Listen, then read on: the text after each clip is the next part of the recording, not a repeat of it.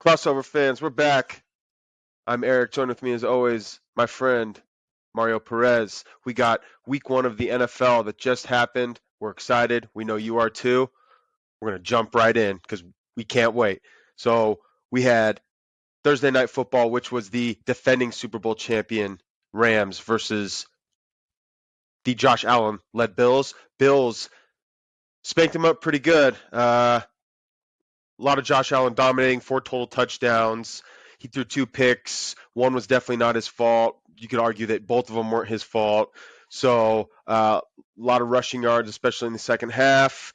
Rams, obviously, Jalen Ramsey doesn't look like he's quite in shape yet. Maybe a little Super Bowl hangover going. He was getting beat up all up and down the field by Stephon Diggs. What'd you see, Rio? Yeah, the Bills. I thought the Bills were going to win. I never had a question in doubt that they were going to win this game. I thought they smoked the Rams. I don't know if there's like any given Sunday, my friend, or in this case, any given Thursday. Yeah, and I don't know, like you said, Super Bowl hangover or anything, and the Rams didn't look like themselves. Jalen Ramsey, to me, in this game, kind of proved. You're probably going to disagree. I think he is overrated now to what he used to be, because even in the Super Bowl and the playoffs, this man was getting torched. He was getting torched against the Bills. The Bills had their way with this game, and they were feeling themselves. And like I said, we're going to obviously talk about emotional games later on. In this show too was an emotional game because it's a Super Bowl banner getting released. All the fans are there and whatnot. But I just saw the Bills dominated from one end to the other end. There was no question, no doubt. The Bills obviously look a favorite in the AFC. More questions from the Rams, but as the story is going to outlie with any team in Week 1, it is Week 1 for Rams, Week 1 for Bills. We got 16 more weeks up to go, but the Bills look damn good. Well, and how the Bills season ended compared to how the Rams season ended, that every player for Buffalo just came in ready to go, ready to play. They were in shape.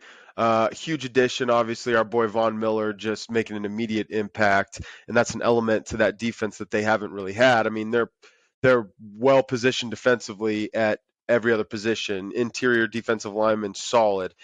Tremaine Edmonds, middle linebacker. I wish the Broncos had him. They have maybe the two best. I would say 2 of the top 5 safeties in the NFL play for the Buffalo Bills, and Jordan Poyer and Micah Hyde, and they're both on the same team, and they're both defensive captains. So trying to beat those guys deep as well. I mean, they're set up for a Super Bowl run. They really are. And now you add a piece like Von Miller, and he showed that he's got a lot left in the tank, and happy for him. But man, Bills did look tough. I think that arguably was the most impressive performance of Week 1 was, not just Josh Allen, but the whole offense and just the whole team. So that was fun. That led off the week. I mean, it was a great way to lead off action-packed Week 1. And right from the get-go, first game to kick off was the Steelers-Bengals, and you want to talk about an interesting game and an interesting ending. Since he turned the ball over, I think 4 times in the first half. I think they had five total turnovers in the game. And, we mentioned this before, but I think in this organization with this coaching staff and just kind of the weapons they have, I think Mitch Trubisky could be successful in terms of they could still possibly compete for the AFC North. I'm not saying they're going to win it. I'm not saying they're going to be a playoff team, but I think they're not going to – the Steelers are not rebuilding right now. So and then, just for Cincy to go down there with 2 seconds left, scored a touchdown to tie it, and just an extra point away from winning the game. And then Minkah Fitzpatrick coming off the edge, blocking an extra point, man. That was insane. And then missed field goals by both teams in the OT, and finally Steelers just nutted it out and made it happen. Yeah, it was crazy to think. One, just how since he played, sloppy. Joe Burrow. And what you said is perfectly here is the Steelers aren't just going to go away. They're not rebuilding, A lot of people, love or hate the Steelers. You think you lose Big Ben, you have, New Trubisky coming in, they might lie down a little, but these guys look great. I mean, and that's just all the credit too to Coach Tomlin. This man always knows how to get his players ready, and they love playing for this guy. He's a great coach. Crazy ending, and we saw it all weekend long. When it came down to kicks, either getting blocked, getting missed. It was a crazy weekend for all kickers in the NFL. But yeah, I think to me, what I really took out of this game is, two things. Obviously, Steelers look great.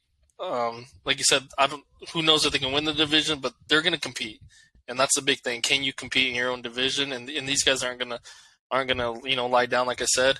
And for the Bengals, same thing. Super Bowl hangover, whatnot.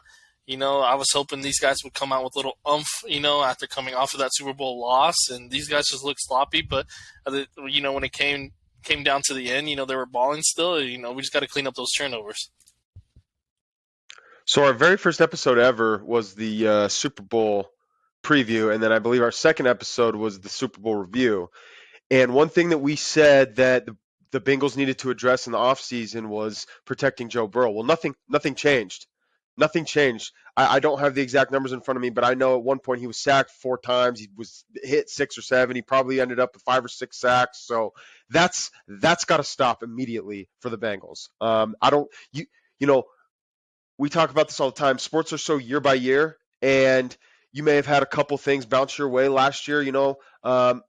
Down to the Chiefs in the AFC Championship game, a couple bounces, you were able to pull that game out. You're not going to have the same luck every year, and if that's how Joe Burrow's getting hit, you may not even return to the playoffs. Let's be real. So, some sloppy turnovers. You'd think that those guys, will work through that in the film room and get that figured out. But one thing that has got to be addressed is keeping Joe Burrow on his feet. That just cannot happen. And Steelers took advantage of it. It looks like that T.J. Watt is going to be okay, so that's good to see. He's going to miss a few weeks, but a torn pec would have put him out for the year. So he's a factor. He's a factor. And Steelers still competing in the AFC North. I think Ravens are probably the favorite, but Pittsburgh ain't going nowhere. No, you nailed it on the head. We mentioned it, like you said, those was our first episodes, and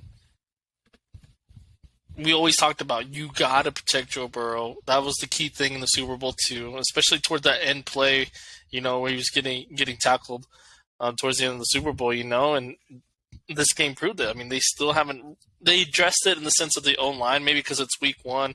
They're learning all these offensive schemes and stuff like that. Is that an issue there? But it's just the same issue we saw last year. And like you said perfectly, you don't protect them. You're not guaranteed to go back. Just because you went back to the Super Bowl doesn't mean you're going to go back the next year or the year after that, right? How many teams have we seen make it one year and then fall off the complete next year? And your franchise quarterback, if this man is getting hit and hit and hit, he's going to end up getting hurt again, and you're damn well not going to make it back to the Super Bowl anytime soon. So, they need to fully – that's number one address, and I think this week they have to hammer that out in practice. Yeah, can't have it.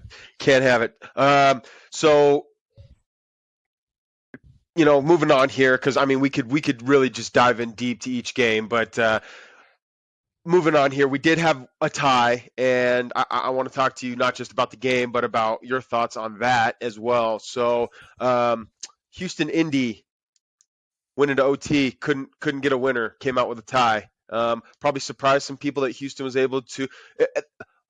Obviously it's not a win for Houston, but that I think definitely helps Houston more and hurts Indy a little more, because I think Indy was probably the favorite in that game with Matt Ryan and that defense and that running game and, John Taylor and everything. So probably a little surprise on Houston's part there. O.J. Howard kind of finding his game, hopefully finally, with 2 receiving touchdowns. So, but what are your thoughts on the tie, man? Again, there wasn't really anything too exciting from the game itself. John Taylor did what John Taylor does. O.J. Howard, again, hopefully being the high draft pick he was a few years back, finally finding his game. But what are your thoughts on the tie?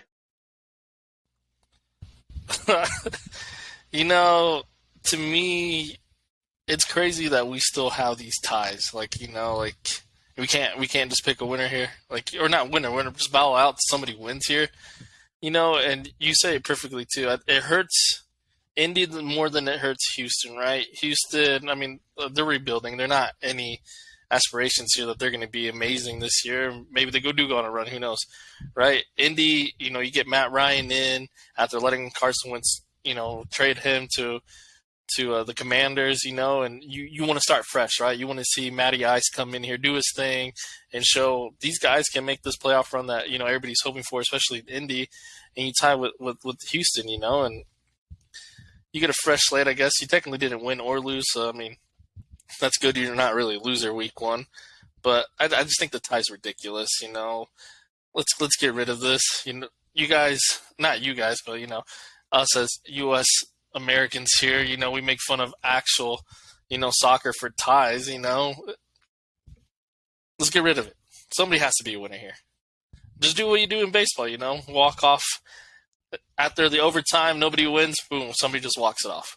Yeah, I mean, I just the ties are ridiculous, and honestly, the NFL is so concerned with viewership ratings, as we know, based on decisions that are made in terms of discipline, just because they want certain players to play. We won't get into that today, but we have touched on that in the past. And you would think, given how awesome college football's overtime system is, and just the kind of excitement and the viewership that an NFL overtime with college rules would draw, I mean, start these guys at the 35 and just let them figure it out. You know what I'm saying? And by the third overtime, you have to go for two, and yeah, pick a winner. What are we doing here? This is the most viewed sport in America, and we're tying. So it's silly. I think most people are in agreement. I honestly don't know why they don't change it. So anyway, that's really all I got to say on the time, man. It's just abolish the darn thing. You know what I mean? Like, get rid of it. Honestly, yeah. Like, it's like kissing your sister, so they say. Awful. Good football game though. Good football game. Those guys were playing hard and they were hitting hard, and that's a divisional game, so that's important. And we had a couple of those and a few of those in week one, and as we know, divisional games carry a little more weight than any other game. And I think one of the more impressive performances of the weekend was the Vikings. Aaron Rodgers and the Packers went into Minneapolis, and they just got beat up and down the field. And now all the media wants to talk about is, Aaron Rodgers and these young receivers, can they make it work? Blah, blah, blah, this, that, and the other. I mean, listen, yeah, they had a deep, would have been touchdown dropped by their second-round draft pick, Christian Watford. But they got beat up and down the football field. I mean, they got beat up and down the football field on both sides of the ball. So the Vikings came out and played really well. Nobody could guard Justin Jefferson. Nobody on this planet right now might be able to guard that man. He is insane. Unfortunately, I'm going up against him in fantasy this week. Shout out to Dre, the homie. I got him in fantasy this week, so hopefully we can neutralize the threat. You know what I'm saying, and figure out a defense that works against that man. But yeah, he balled out. Kirk Cousins, he's hot and cold. He was hot. He looked good. Dalvin Cook looked good. Vikings look good. They got a new GM, new head coach, totally new coaching staff, and man, they put a whooping on a team that's been in charge of that division for 2 decades. Yeah.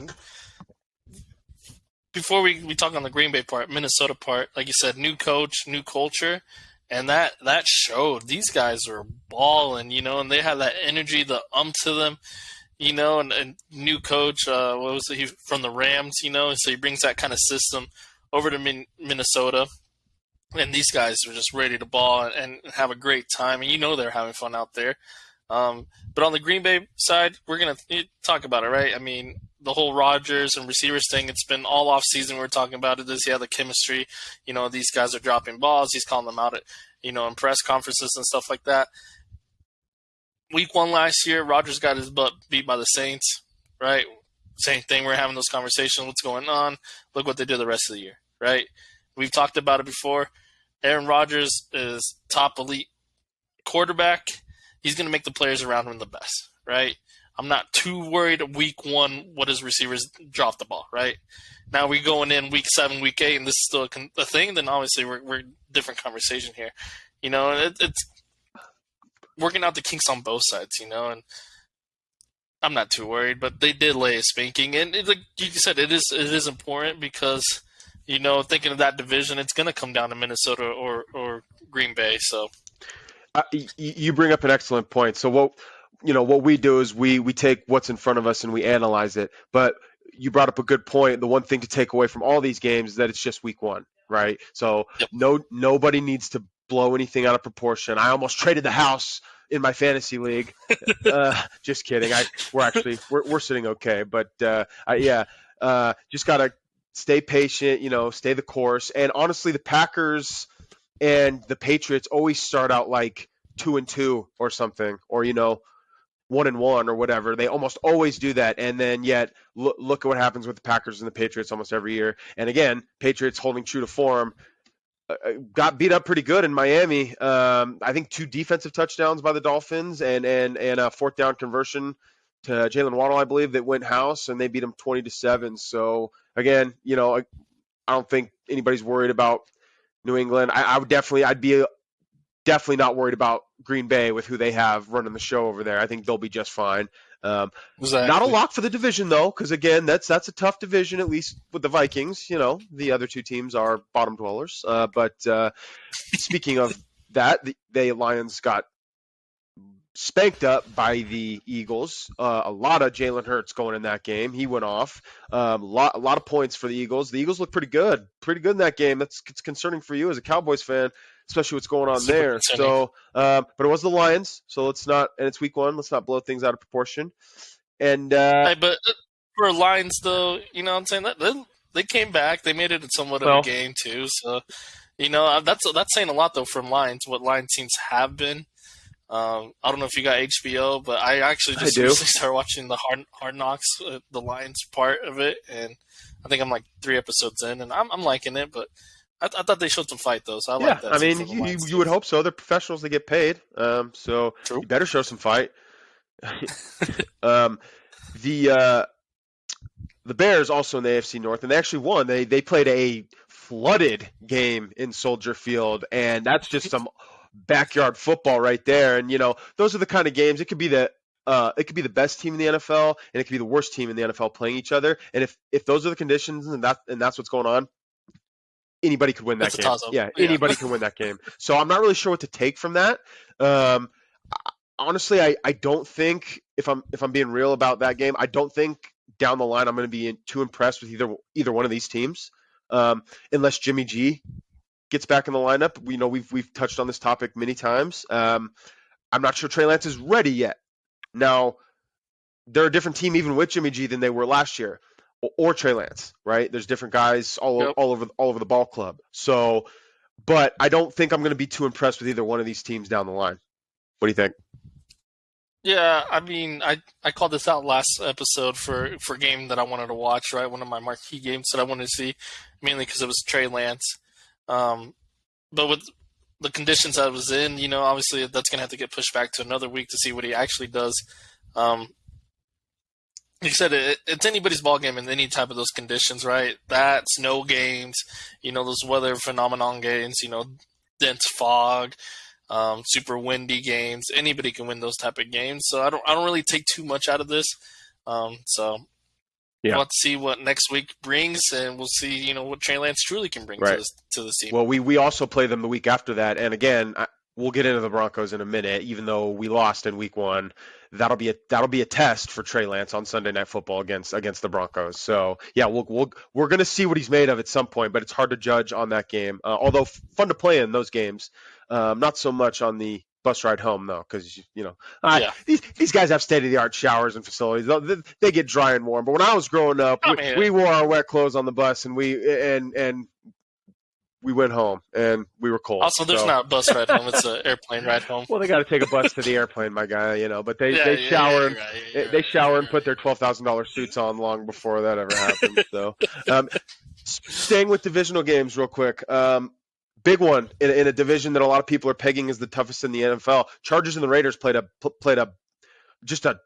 traditional tough football game. Chargers were able to take it, and I think they are the better team, personally, but that that could have gone either way. And Justin Herbert, man, he's going to be top 3 in MVP voting. It looks like if he stays healthy and they can keep winning games. Him, Josh Allen, a couple other guys will be up there. So tough game, So good for the Chargers, I guess, pulling it out. I mean, I never root for the Raiders, so.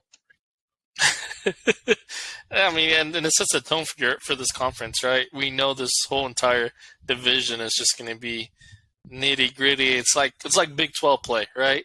Any given night, any team can win in the Big 12. No game, road or home, is easy. This is what this division is going to be like all year. You're going to have to slug it out.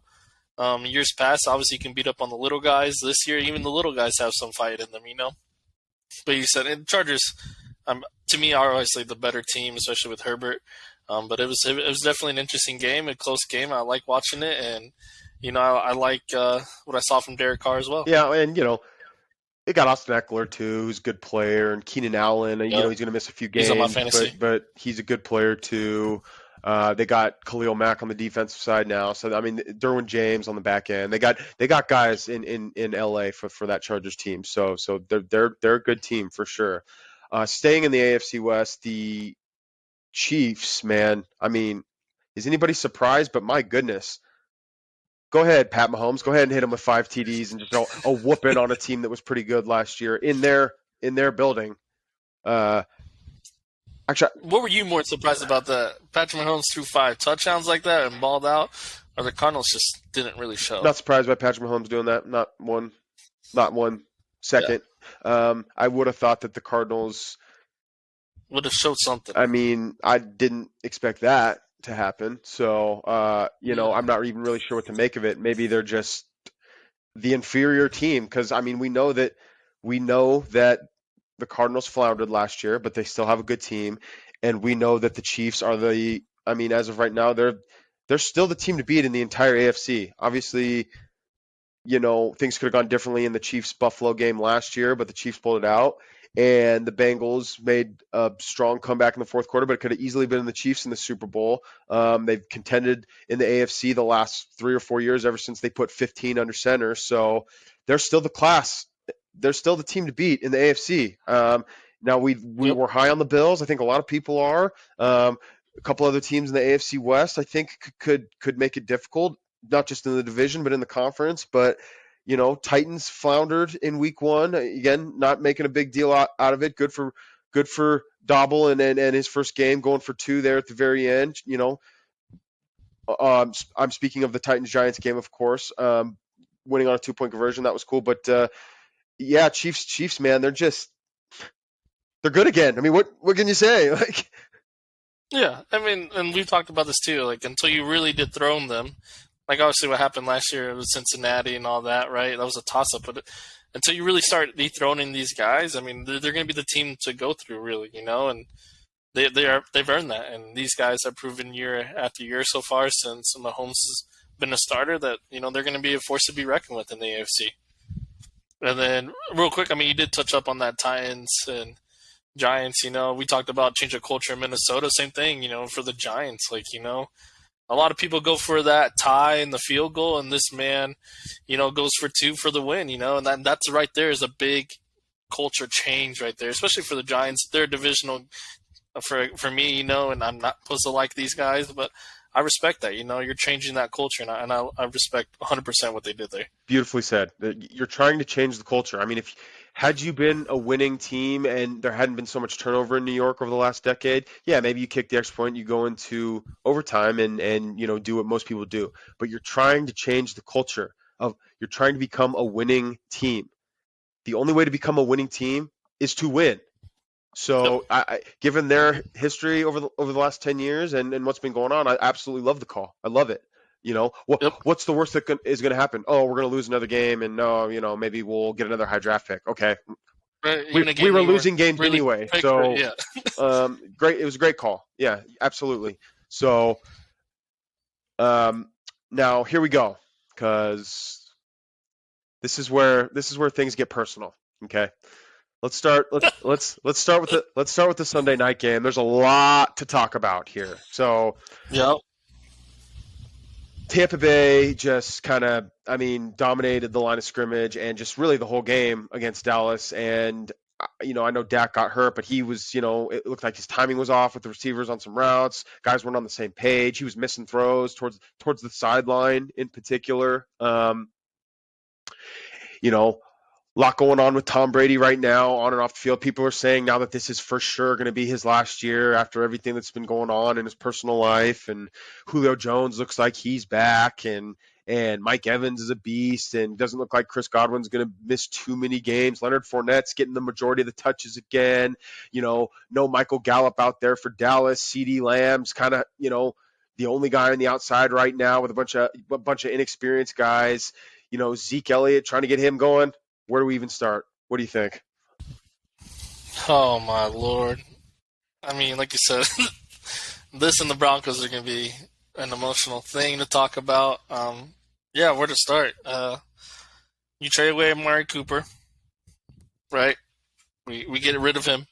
Where's our outside guy? Where do we prove who's going to be our deep threat, or even that guy?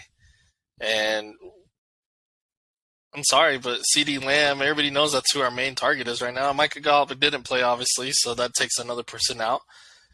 We just had no help on the outside or even thought about throwing it to the outside, and Tampa Bay knew we weren't going to do too much, and it was just ridiculous. And this is what happens when you trade Amari Cooper away, right? And we talked about this before in one of our episodes. This was a ridiculous move on this part because who's going to replace this guy, right, first of all? And it's showing in our weakness. Our offense has gone down because Dak is not that quarterback. And I speak, you know me, I've always spoke honest about my Cowboys and Dak.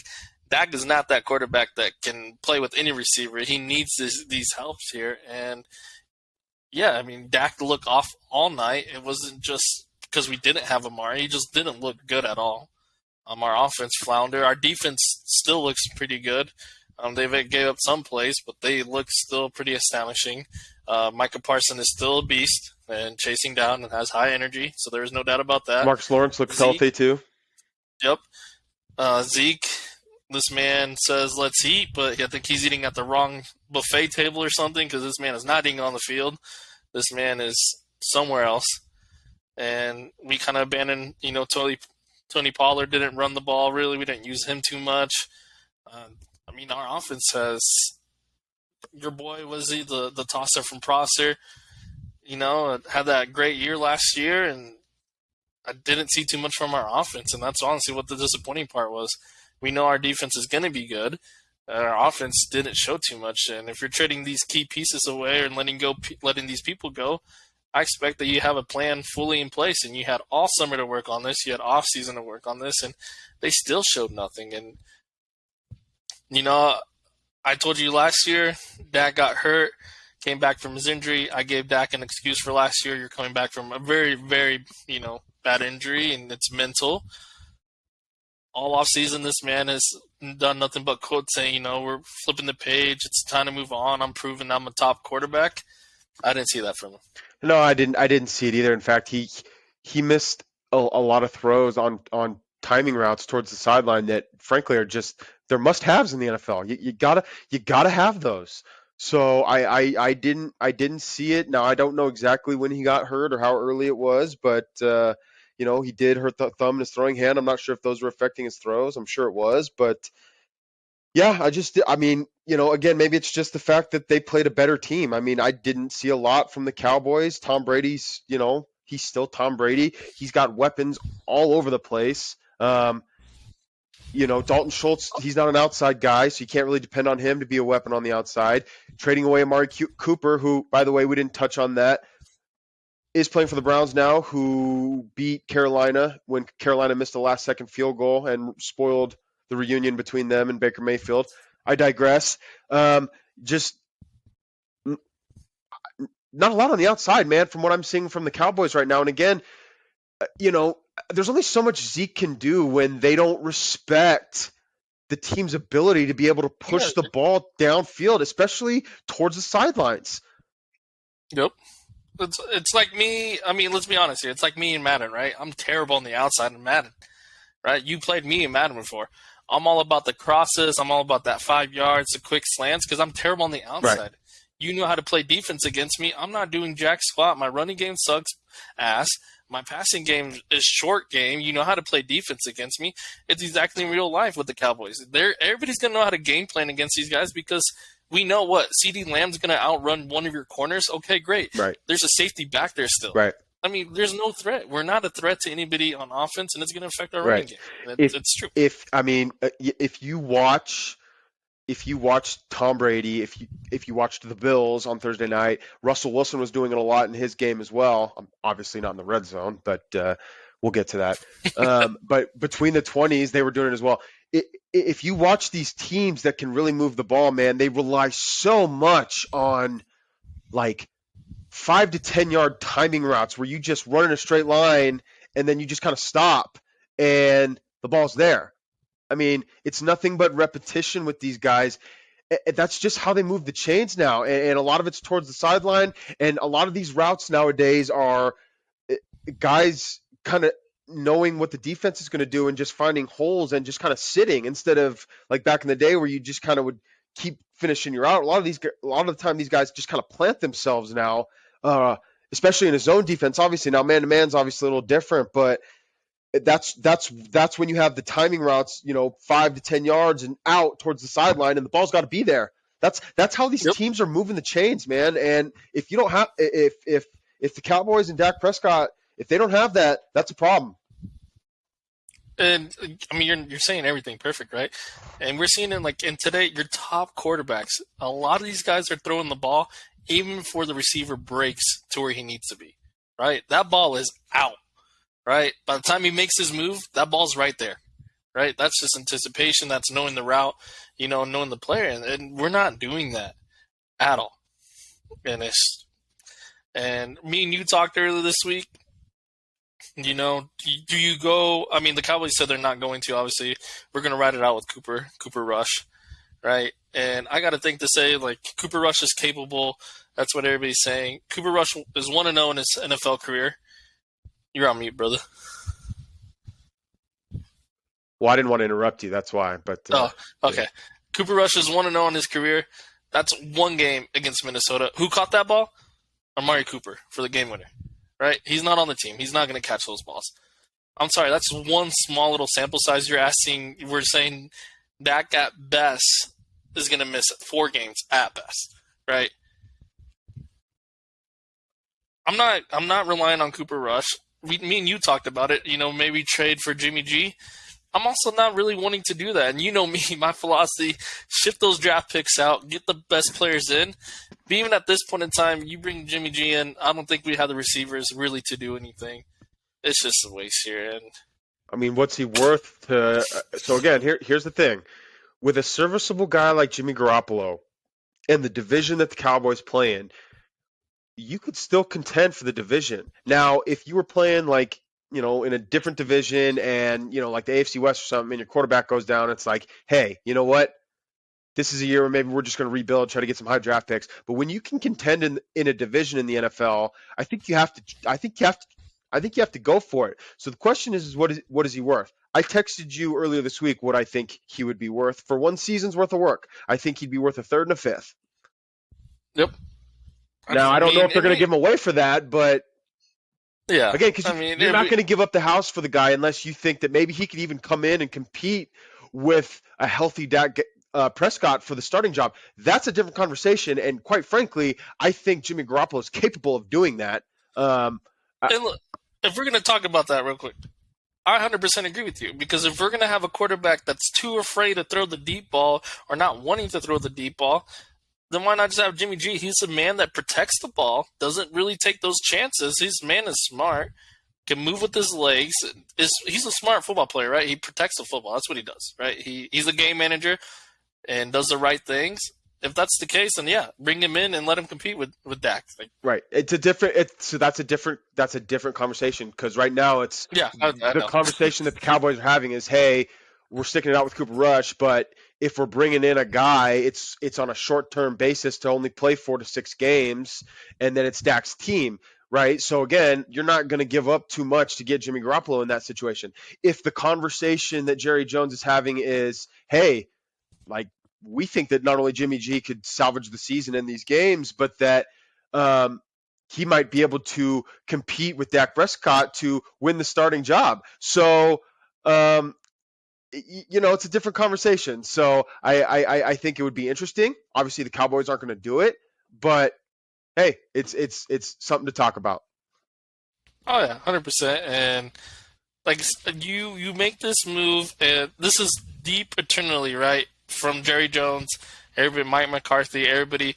Do you really think you have a Super Bowl contending team, right? And you got to be honest with yourself. Are you truly going to contend for the NFC title? Not just a wild card, not a divisional. Are you going to get a NFC title game? Can you contend for a Super Bowl? Do you have the makings to make it to the Super Bowl, right? If you can truly, in your heart as the Cowboys, like as the top guys there, can say yes, then you have to go make this move, right? In our division, yes, anybody can compete in our division, but if you can't answer those clearly that you think you can make it to the Super Bowl, I'm sorry, you're not going to make that move. Yeah, you're right. And with Dallas now, I mean, we know that they can win the division. The goal's higher at this point. We're trying to compete for the conference, and we're trying to play and win a Super Bowl. So, if that's not what he's going to do, then they're not bringing him in. And that's not just Jimmy G. That's anybody at this point. Yeah, exactly. So, now so you got to. Yeah. So you just got to realize where you're at. So before we move on, let's we could dissect the Cowboys all night. Let's talk about the Bucs a little bit though, because there's a lot to like there, right? You still have one of the best inside linebacker combinations in the NFL with Levante David and David White, or Devin White, excuse me. So I wish Broncos had either one of those guys, to be honest with you. They have both of them. You have, obviously, Tom Brady and all the weapons right now. He's no Gronk, but you got what looks like a healthy Julio Jones. Doesn't look like Chris Godwin's going to miss too much time. It does, Mike Evans had a touchdown and is still a beast one-on-one. Leonard Fournette, he's not sharing touches with guys now, and he looked pretty darn good. And that was the biggest thing was Leonard Fournette for me, because he was almost out of the league a few years back. Jacksonville kind of wrote him off, and Tampa Bay kind of like did him a favor and like, hey, come here on the veterans minimum, and now he's the starting guy on a team that could contend in the NFC. Yeah, I mean, what is this, year 2 Julio Jones and Leonard Fournette or something? Because Julio looked amazing. Amazing. Right? They were handing the ball off to him. He looked so good. Yeah. As I said, this man looks like he just came out of college again, right? Just looked super healthy. And then, I lost my train of thought. Sorry. Leonard Fournette as well. Yeah, Leonard Fournette. Yeah, this man was running up and down the field. Like you said, not even too long ago, this man was almost out of a job in the NFL. Mm-hmm. And Tom Brady and the Bucs brought him in and, kind of helped him get back to it. And this man looks great. Looks confidence, running the ball great, and making the right moves, reading the line well. This man's breaks were nice. He was doing amazing. And I think for Julio Jones, he was healthy, right? That's a big thing. And the Tennessee Titans, they're a run-heavy offense. They're not going to use Julio Jones to his advantage. You go to Tampa Bay with an amazing quarterback as Tom Brady. I hate saying amazing quarterback, but an amazing quarterback like Tom Brady. He's going to use all your strengths and put you in position to win. And he looked great all night long. Yeah, of course he did. And again, like we said earlier, this might be it. I think if he plays more after this, it may ruin his marriage if the rumors are true. Yep. So I think this is probably it. And even in his eyes, man, Tom Brady always has that death stare going, but it looks like this could be it, man. So I think he probably had a heart to heart with a bunch of people after he decided to unretire, and I think they're like, okay, well, now that it's official, make this your last year. Of course, he'll be the pro that he is, and like guys like Peyton Manning, he probably won't actually say anything during the year, right? But it looks like all indications are that this will be it. So, and he may help Leonard Fournette have a career year, because if that's how they're going to run the football, then, man, again, contending in the NFC once again. So, And amazing at 45 years old how this guy's still balling It's like just nothing. ridiculous. And honestly, he'll probably retire at the end of the year. And again, he'll probably still be like top 5 passing yards this year, top 5 passing touchdowns this Yeah, year, top 5 quarterback rating this year. And again, it's like 99.999% of professional athletes out there, like, they retire when it's like, hey, it's pretty obvious it's time for me to retire. And it looks like Tom Brady's going to end up retiring. Like, and it's like, seriously? I mean, dude, you used to joke about playing till you were 50. It looks like you could. yeah, yeah. Everybody would make fun. Yeah, everybody made fun of him when he said that. Like, he wanted to do that, I but mean, he's proven like he could do that. Like, few there's more no proof gray about it. hairs nowadays than he had when he was rocking the Fabio look. But like, man, it, he could play till he's 50. It looks like, my goodness, it's just ridiculous. And just the mind is sharper than anybody's. He's playing chess while everyone else is playing checkers, right? He's got bifocals on and everybody else has binoculars. He's all the cliches and the sayings in the book, man. So it doesn't look like the Bucks are going anywhere this year, and it looks like they'll be contending in the NFC. And then one thing I said this last time, I think we talked about Tom Brady when he maybe retired. Um, Ever since he joined Tampa Bay, I just grown to like the guy. He's a pretty cool dude. He's funny. I don't know if it's the Patriot effect and Belichick or whatever, and that's why I didn't like him. But he's a pretty funny dude on Tampa Bay, and I like it. Yeah, I've always liked Tom Brady. I mean, they've had a couple issues in New England in terms of misinterpreting the rules, if that's what you want to call it. But I don't hold that against anybody at this point, and I kind of always have liked Tom Brady. So anyway, that's all the games, right? So we can just call it a show now. Yeah, I don't think anything else Okay, really cool. came So on that note, table tennis.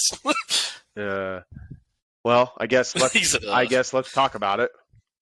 Yeah, if I had to go through it, it's your turn to go through it. All right. Okay, so yeah, what do you got? Um, to me, I think the game went the way I would expect this game to go. It was obviously an emotional game. I was kind of surprised that they booed Russell Wilson, but they kind of did make him out to be the villain with the whole trade thing and all that. So I thought he deserved, some cheers. He did win you a Super Bowl and what he did for you. So that's my point on that. And I told you it's going to be an emotional game. And Geno Smith, it's also an emotional game for him because he has to prove that he's the guy, right? This guy is here to replace Russell Wilson, that he can step up and still do what he has to do to lead your team to victory. And he came out looking amazing. That jump throw for the touchdown, he's making great reads and passes that first half. He could do nothing wrong. And the Broncos, I think Russell Wilson looked good. One thing, I know obviously you watched a lot more Broncos game than I really did last year. What I really took out of it too was you make an adjustment at halftime, and that defense stepped up, right? The offense was doing this thing. The defense truly stepped up to stop Seattle. And I think a year or two ago or last year, you weren't seeing that from your team, right? This team would have still kept on getting rolled over and rolled over.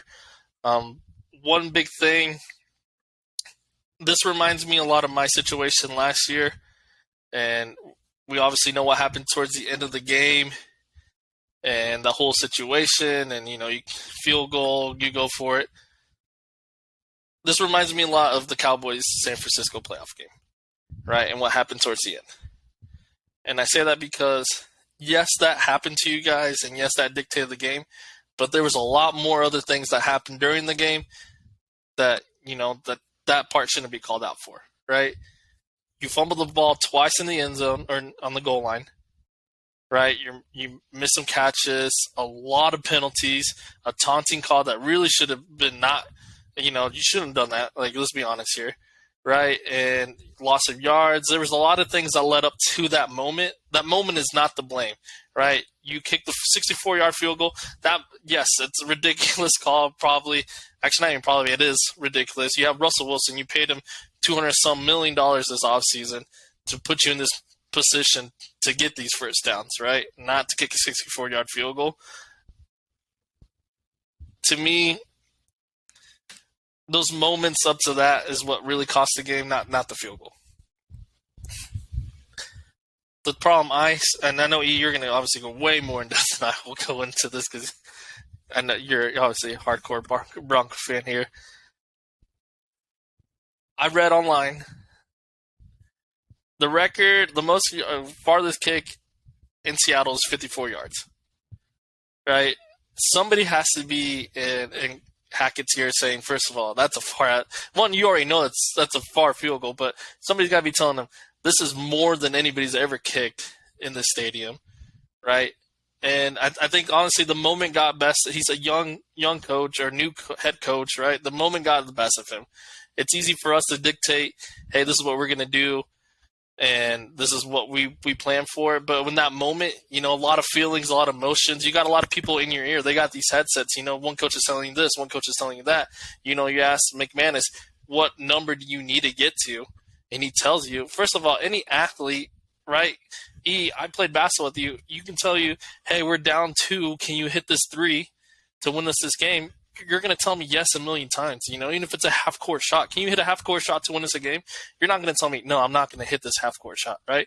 You want to be that guy. McManus is obviously going to tell you, yeah, I can hit a 64-yarder. Get me to that point. I'm going to hit it. He's come out on record said, I'm more comfortable from 56 yards. That's truly his zone.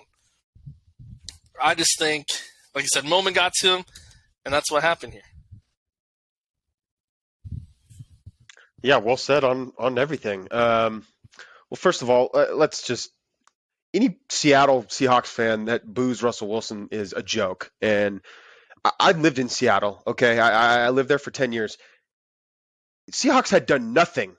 I mean, a Super Bowl appearance, right, with Matt Hasselbeck and Sean Alexander, and Steve Largent played on some mediocre teams back in the day. They had Warren Moon, who was a boundary breaker and still played on 500. Seahawks have done nothing.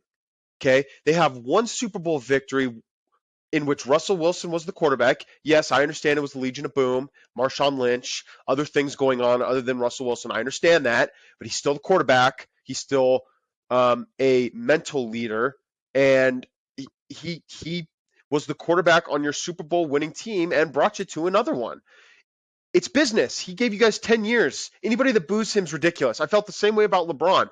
Listen, when these guys leave a place and they bring you a championship, I don't care if it's 1 year, I don't care if it's 10 years.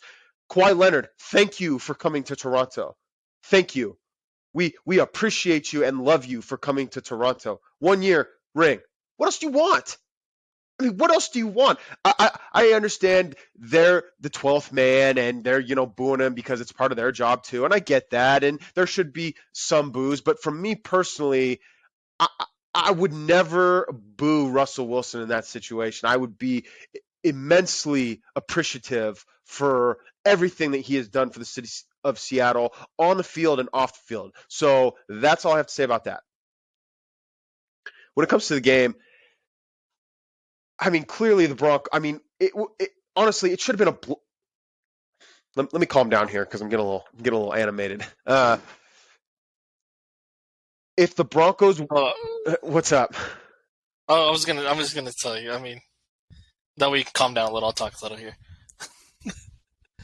You're right.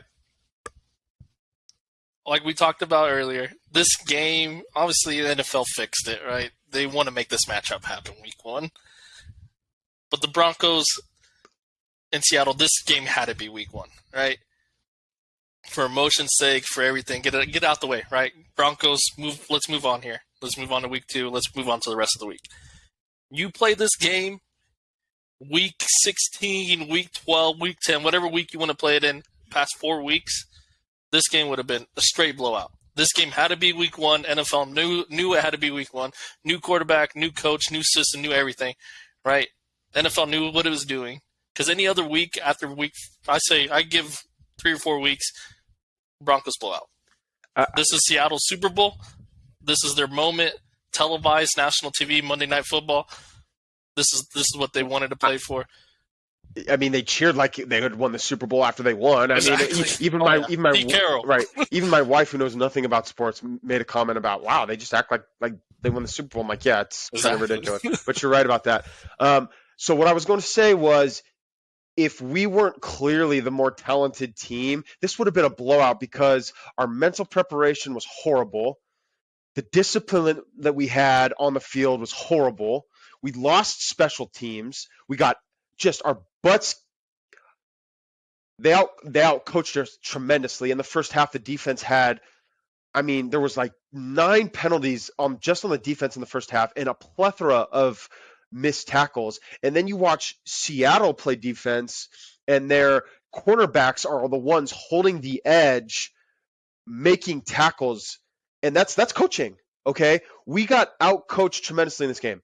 Again, I said it earlier, it's week 1. Okay, we're not going to overreact, and the Broncos are set up here with Houston in week 2 and San Francisco in week 3 to go 2-1 before we have to play the Raiders. Okay, so that's still, I mean, if you can go 2-1 to start the NFL season, you're happy with that. But it is just, all we can do is talk about the game in front of us. The coaching was so bad all game long. It was just it was hard to watch. Dude, I mean,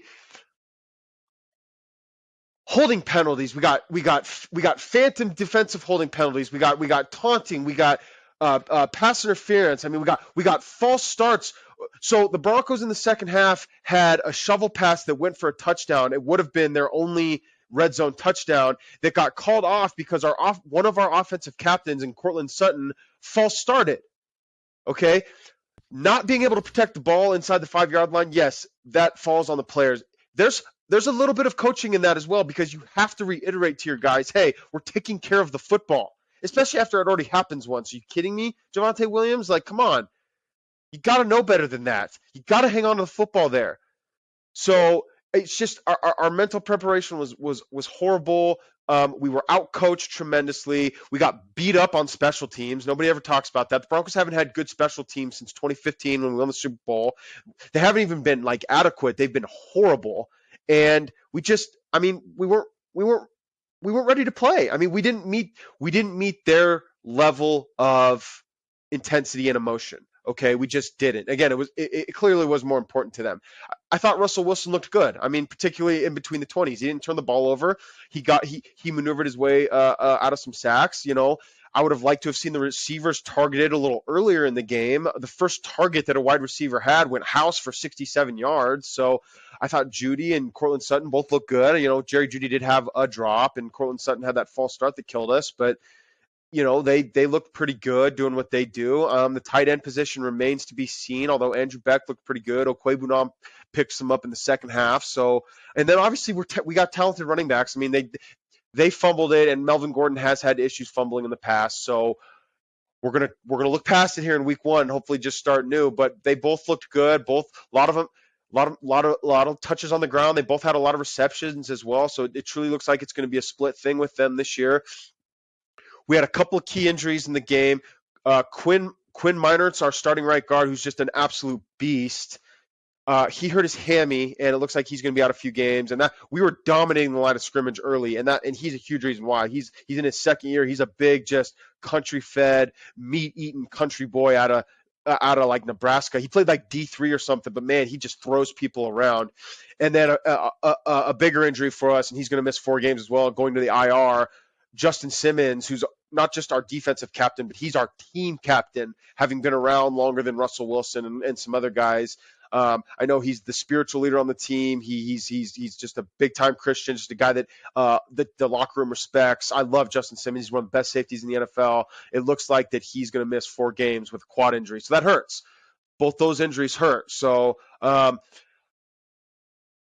it comes to Nathaniel Hackett's last drive, horrible would be a good way to describe it. Again, he was out coached all game, and it's his first game. Okay, we're gonna cut him some slack. We're not calling for his job yet, right? But again, we're talking about what happened. He didn't coach very well, and the last drive, again, you said it earlier, should have never even been in that situation. Right? Should have never even been in that situation, but it's the situation that we're in. And, you know, you got Russell Wilson now, and so you had a chance to win the game. And listen, obviously going forward on 4th and 5 on a 64-yard field goal it's the wrong call. Russell Wilson, the whole second half between the 20s, we were picking up 3rd and 5s, 3rd and 6s, 3rd and 3s, all second half. We had been completing those. You got a 4th and 5, right? I'm sure he's got a list of medium down plays, just the size of a dinner menu on there. I'm sure he's got just a number of plays that he could choose from. If not Russell Wilson maybe picking it up on his feet, the obvious decision is to let Russell Wilson and your $250 million or whatever quarterback try to pick it up. Duh. I mean, again, you said it perfectly. The moment got to him. It really did. Like, yeah, Brandon McManus is one of the top 10 kickers in the league, and he's got a big leg. We're at sea level. And if Brandon McManus is telling you 64, again, because he is the athlete, and he's like, you ask Brandon McManus, he's like, oh, I could probably hit that from 70, to be honest with you, because that's how athletes think. If you're Nathaniel Hackett and somebody's in your ear saying, hey, Brandon says he's good from 64, what I'm hearing is, okay, we need to make it a 59-yarder. That's what I'm hearing. If he's good from 64, we need to make it 59. And one more first down would have gotten it. To be honest with you, the whole drive was managed terribly. There should have Peyton Manning on the Manning cast called 62 timeouts before Denver called their first one. He was literally just timeout. With a minute to go, he called timeout 62 times before Nathaniel Hackett finally took his first. It's not like we had used one or two. We had 3 timeouts left on that drive. I mean, it was so poorly coached. Learning experience, not just for the new team, but the new coach as well. Again, like I said, we have a chance to start the season 2-1 still. You never know what to expect in games like that, right? They want to beat Russell Wilson more than we want to beat them. It was clear we didn't match their intensity or their emotions, so we're not going to get too worked up about it. But wasn't well coached, and I was encouraged by the offense. I hated what I saw from the defense in the first half, but you're right, they did make some plays in the second half and stepped up. So that was encouraging. That was good to see. So there's talent there, and I think we can compete in the AFC West. And maybe I don't think we're going to win the division this year, if I'm being honest. Not just from this week, but it's a new thing they got going. It's a new regime. I do think we can contend for a wild card, and once you're in the playoffs, you never know. So that's my take on the Broncos, brother. Love it all. I'm going to try to play you something because I'm going to talk about it. I mean, we could both talk about it. We're going to dissect it, right? So let me know if you can hear this because I'm playing off my other laptop. Looking back at it, we definitely should have gone for it. Just not one of those things. You look back at it and you say, of course we should go for it. We missed the field goal. But in that situation, we had a plan. I mean, we had a plan. We knew that 46 was the mark. We were 3rd and 15, I think, 3rd and 13. I'm more upset about that play before to lose yards. To be able to, getting that there would have definitely been better to be able to call that same play and get extra yards. But he dumps it out to Javonte. Javonte makes a move, goes a lot farther than I think we had anticipated. We were expecting to go for it on 4th down. And then you hit the mark. The mark that we had all set before we started. We said 46 yards. The 46-yard line was where we wanted to be. And we got there. So we had to make a decision. So that was from yesterday's press conference, right? So I took 2 things out of that. Hold on, real quick. Where did you pull that clip from?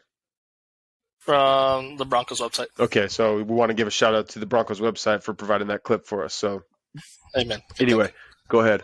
So I took 2 things out of that.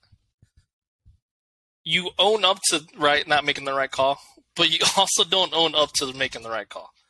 Because you're saying, yeah, it wasn't the right call because we didn't make that kick. Right? That's what I'm kind of taking out of that. Second of all, your goal is the 46-yard, right? That's what you're planning for. You're saying, hey, this is what we said in the huddle. Let's get to the 46-yard line. Let's get McManus a chance, right? You're not anticipating this run to happen to make it 4th and 5. At that point in time, plans change, dog. Like we talked about plenty of times. This is NFL. Yes, you got to your mark. You got to the mark you originally said, right? But I could give a rat's ass that you got to your mark. It's 4th and 5. Guess what? That's a lot more. Like you said, you have a whole dinner sheet of plays. You may not have 4th and 5 plays. You got 3rd and 5 plays. You got plenty of plays, that short plays, quick passes.